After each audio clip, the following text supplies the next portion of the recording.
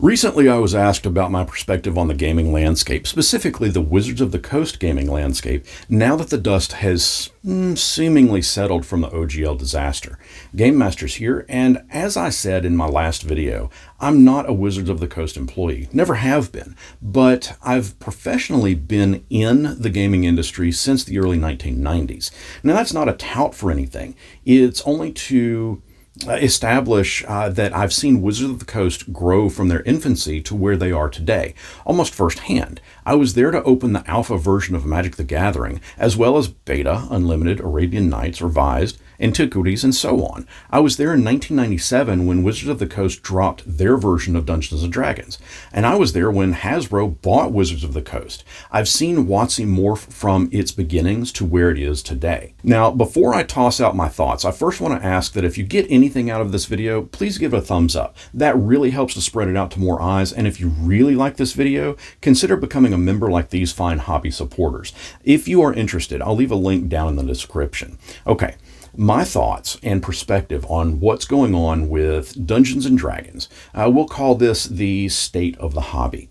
Now, I'm not pleased to see WotC shift from physical sales to digital, but I do understand it. COVID threw a lot of gamers that would sit around the table together into we'll call it a very strange flux. It changed the face of the game and forced play to go online. But the important thing here is that play did continue online. Of course, we know that Wizards' current CEO, Cynthia Williams, came from Microsoft, where she oversaw and was a fan of microtransactions. So there's certainly a big underlying reasons for Wizards to shift online, and that's part of why I don't like it. I've been vocal about D&D Beyond and why I prefer physical books to digital. Should I move to digital and should I piss off Wizards, guess what? They can take away what I've rented. And make no mistake, that is all you are doing. You are only renting those books. If you are subscribing to D&D Beyond, that's all you're doing is renting the material there. You'll never outright own it. They can take it away at any time they want. My physical books are mine to use the way I want, anytime I want. I don't have a copy of Diablo 4, even though I'd love to play it. It's online play only. And that's one thing that I will say that Baldur's Gate 3 has going for it. You can play online, but it is also my understanding that you can play it solo offline, at least for now. And I'll get that, and I'll play it offline. I'm going to, I'm not going to rehash the OGL that I've talked about in the past. I've talked about it enough, but suffice it to say that it's caused a lot of folks to leave the hobby that is Dungeons & Dragons. As a result of that, we know that book sales have dropped significantly since Dragonlance and Spelljammer came out. And some might even point directly at Spelljammer as a catalyst for fans to leave the hobby, as it was lacking in some fairly important game mechanics, specifically space combat. Even your live play shows are dwindling. What with Critical Role moving away from the core of Dungeons & Dragons and into Candela Obscura, can never pronounce that, and even creating up their own RPG system, Daggerheart, which will almost be a guarantee to take another slice of D&D fans along with them. Then you have a price hike for all new D&D books going forward, which I'm still convinced is a tactic for Wizards to attempt to funnel people to the online digital version because the digital books are going to be cheaper. But again, all you're doing is renting that book. You're never actually going to own it. Tossed in there somewhere too is the Dungeons & Dragons movie. While it wasn't bad, it didn't see the box office smash that they were hoping for. With a budget of $150 million, its opening weekend, it only saw $37 million come in. That's kind of a loss. To date, it has grossed just over $208 million worldwide.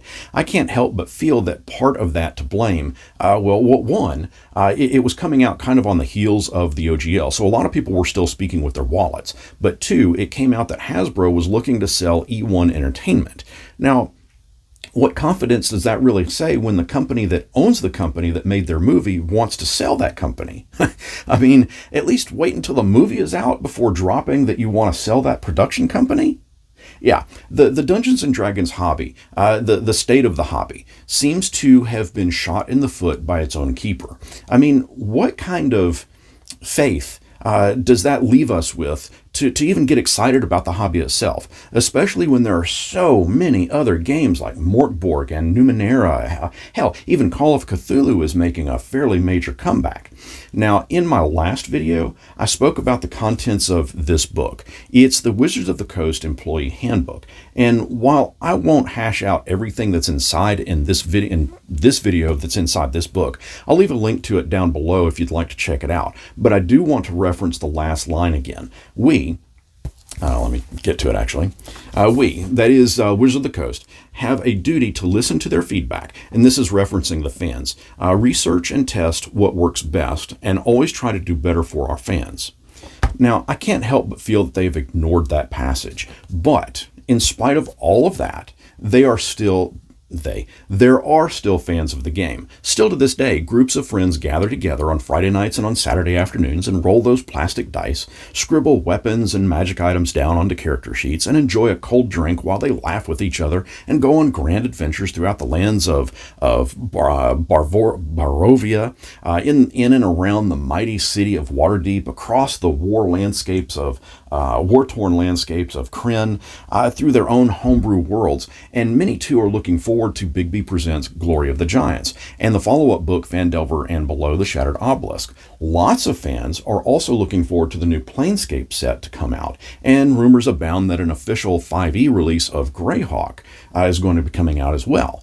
And it is possible that this play into nostalgia will bring those that left the hobby back into its fold. Perhaps these classic settings brought to 5th edition will invigorate those that never left with a newfound interest. Maybe it will re-energize both players and DMs alike. In spite of past challenges, Dungeons & Dragons as a game and hobby continues to flourish. Players both new and old still gather around the table and in digital battlefields, weaving tales of epic adventures and forging connections with both their characters as well as with each other, and the DM, of course. The enduring charm that is Dungeons & Dragons is in its adaptability and flexibility, which in turn provides a promising future brimming with creative possibilities where every player's dream of spelljamming through wild space or embarking on daring quests to slay Lord Soth is only limited by their own imagination. I personally am going to continue to play this game we call Dungeons & Dragons on my own terms, with my own books, with anyone that wants to go along with me. Sure, we may edit some of the rules to make sense at our table. Yes, we will certainly have some goofy fun, but tales of high adventure will be told, for as long as my players are wanting to don their armor, raise their swords, and ready their spells. I hope this state of the hobby resonates with you in some form, but please share with me your thoughts down in the comments. Let's keep this conversation going, and until next our paths cross, may your adventures be nothing short of legendary.